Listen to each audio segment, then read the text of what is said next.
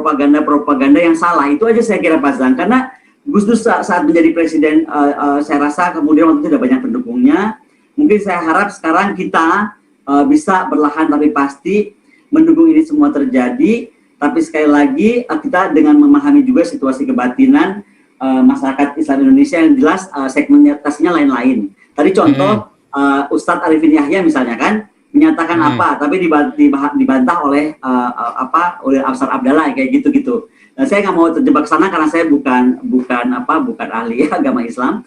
Tapi intinya memang perjalanan kita masih panjang, Pak Zan. Kita masih mesti sabar, tapi bukan berarti nggak bisa. Tapi saya sekali lagi yakin kalau Indonesia berani membuat UNCLOS 82 yang menghebohkan dunia gitu kan, harusnya kita mampu mendudukan juga Inggris dan Prancis paling tidak.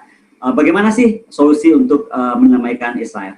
Kalau saya melihatnya beginilah, mungkin kalau hubungan diplomatik pun terlalu ekstrim ya Pak Zang ya. Karena menduga-duga tadi mungkin saya nggak berani, karena akademisi kan harus data nih. Kalau saya udah baca datanya, ada transfer uang kesana kemari, saling berkirim teroris misalnya tanda kutip, saya mungkin bisa bicara. Tapi saya belum punya data itu. Tapi yang pasti Pak Zang, kalau memang hubungan diplomatik dianggap berat, ya kan, dianggap terlalu ekstrim, why don't we start it like Taiwan? Taiwan itu sama kita nggak punya hubungan diplomatik, tapi kita punya hubungan dagang, gitu. Betul. Dan kalau kita bicara hubungan dagang, kita akan diuntungkan banyak. Contoh atau pertahanan. Sekarang kan kita mesti berdiri negara kedua atau ketiga, nggak bisa langsung ke Israel. Padahal kita banyak loh pakai, gitu kan. Nah itu kan kita jadinya dirugikan karena kita punya harus negara penghubung. Jadi itu contoh saja bagaimana misalnya kalau tidak mau langsung ke hubungan diplomatik, start dari sesuatu yang bisa, hubungan dagang seperti yang dilakukan oleh Taiwan. Taiwan ini sekarang udah bertahun-tahun loh Pak Zan. Nggak pernah bilang dia di kantor kedutaan, tapi coba aja main-main ke kantornya, udah lebih kayak kantor kedutaan dan sudah ada di mana-mana juga gitu kantor dagangnya. Ini ada yang barusan typing nih, LNC ya, dia bilang bahwa saat kampanye Pak Jokowi berjanji akan menjadi hubungan dengan Israel kalau Palestina merdeka. Nah, kalau memang itu yang mau diambil pilihan itu, saya cuma mau jawab aja. Tadi kembali ke slide saya. Kita mampu nggak menjaga sepadan ligitan? Mampu nggak kita menjaga nanti kira-kira isu Laut Cina Selatan lah kalau terjadi sesuatu? Mampu nggak kita menjaga Papua, ya kan? Dan itu masih yang depan mata aja rasanya masih belum yakin 1000% bagaimana kita mau beresin deploy misalnya pasukan TNI ke Israel untuk mendukung kemerdekaan. Aduh, kayaknya bingung saya kalau itu. Jadi saya lebih baik inward looking defense dulu kalau rapi. Nah, baru kita mulai berpikir lah menamaikan atau mendirikan kemerdekaan negara orang. Selamat malam Bu Koni. Selamat malam Bu Monik, senang sekali ketemu. Ya, terima kasih Bu Koni untuk dukungannya untuk Israel ya. Saya sebagai orang yang mendukung Israel sangat senang ada suara seperti dari Bu Koni. Nah, pertanyaan saya Bu Koni, ini saya agak lucu ya karena Indonesia itu kan negara mayoritas Muslim dan Muslimnya ini Muslim Sunni. Saya nggak mau main ke kubu, narikin ke kubu Sunni Syiah ya sebetulnya. Tetapi bukankah Hamas adalah organisasi teror yang dibiayai oleh Iran? Gitu ya. Itu satu. Kenapa bisa kita di Indonesia begitu polosnya untuk juga ikut-ikutan pro Hamas, padahal kita tahu backup-annya itu adalah negara Syiah, negara Iran. Itu satu.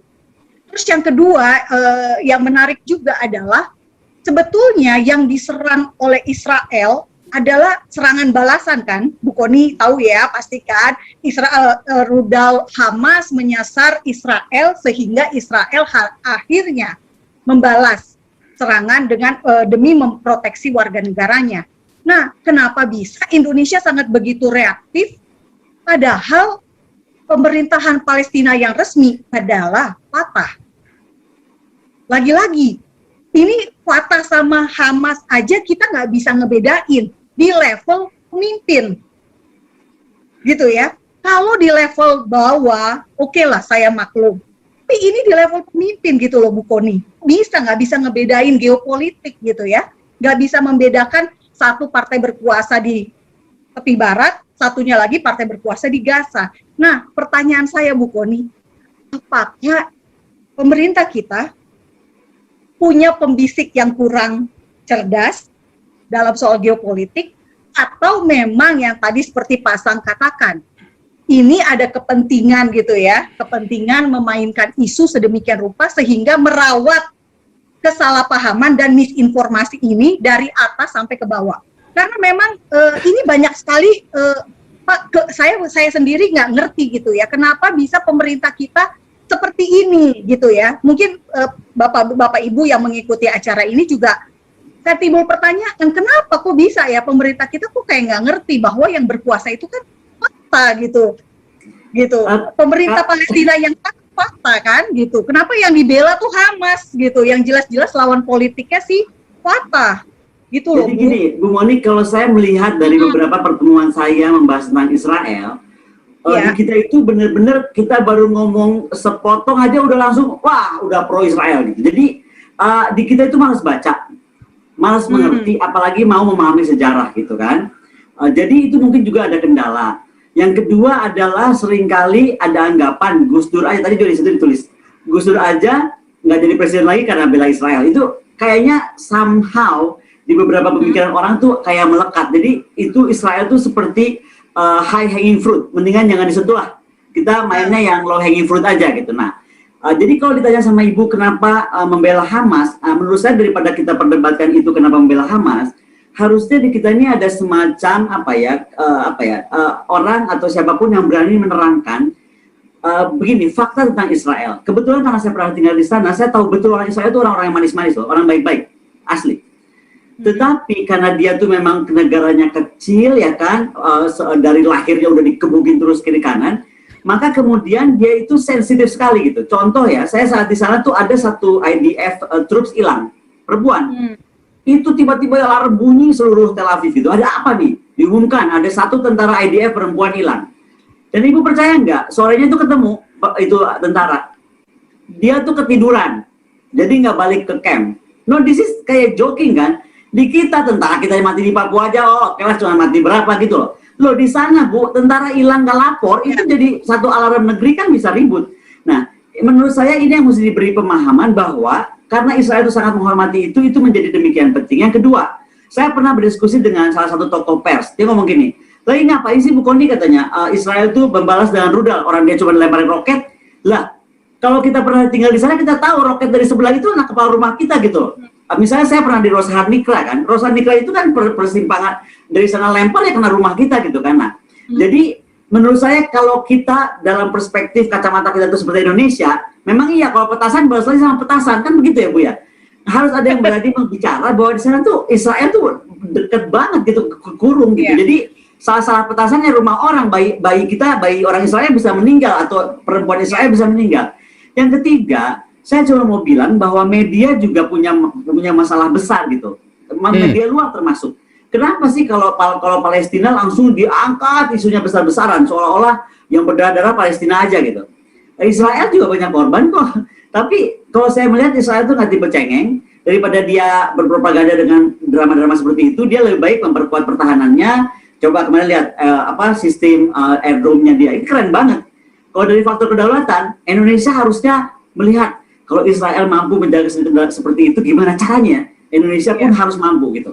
Jadi kalau saya lebih mengarahkannya ke sana, sehingga akhirnya ada pemahaman bahwa kedaulatan di mata kita yang negaranya luas seperti ini gitu kan, saya nggak bisa lihat Ibu mungkin dari timur ke barat sama terbang berapa jam, beda sama Israel yang udah langsung di depan hidung gitu. Jadi petasan sekilas itu bisa dibalas betul-betul dengan dengan sebuah tindakan nyata. Karena sekali lagi kedaulatan buat Israel itu segala-galanya, mengingat lokasinya dan bagaimana sejarah panjangnya. Menurut saya kalau kita bicara tentang perundingan, sebuah perundingan itu bisa dilakukan kalau posisi kita setara. Duduk sama rendah, berdiri sama tinggi. Nah, untuk menyetarakan posisi Indonesia, kita harus mampu membuka dulu hubungan diplomatik.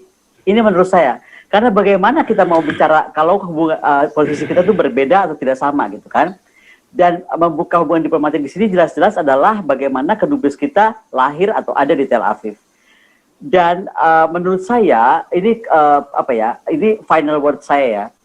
Selama Yerusalem masih mau dikuasai oleh agama, baik agama apapun atau oleh satu bangsa atau bangsa apapun, maka selama itu perang akan abadi di sana. Karena menurut saya Yerusalem itu belongs to human rights. Yerusalem itu sejarah panjang peradaban umat manusia. Jadi harusnya memang itu menjadi wilayah internasional, khusus Yerusalem ya. Sekarang ke Pak Hendro. Pak Hendro, saya sendiri belum tahu Pak tentang komposisi tentara Hamaskah, tentara Palestina benerankah gitu kan. Saya sendiri belum dapat sampai ke detail seperti itu. Tetapi intinya adalah memang sepertinya yang kita harus dorong, pemerintah mencari tahu sebanyak mungkin, ya kan, bukti dan fakta apa yang terjadi di sana. Kemudian tadi Bapak bilang bahwa ada yang belum menganggap itu adalah teroris. Pak, jangankan urusan satu menganggap teroris, satu bukan.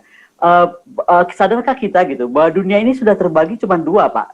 Maka Indonesia ini mesti betul-betul bersikap dengan tepat ya. Dunia ini terbagi dua, Pak. Coalition of the Willing. Coalition of the Willing itu adalah Amerika dan semua kawan-kawan Amerika Serikat. Nah, sisanya, we like it or not, we admit it or not, kita itu coalition of the non-willing.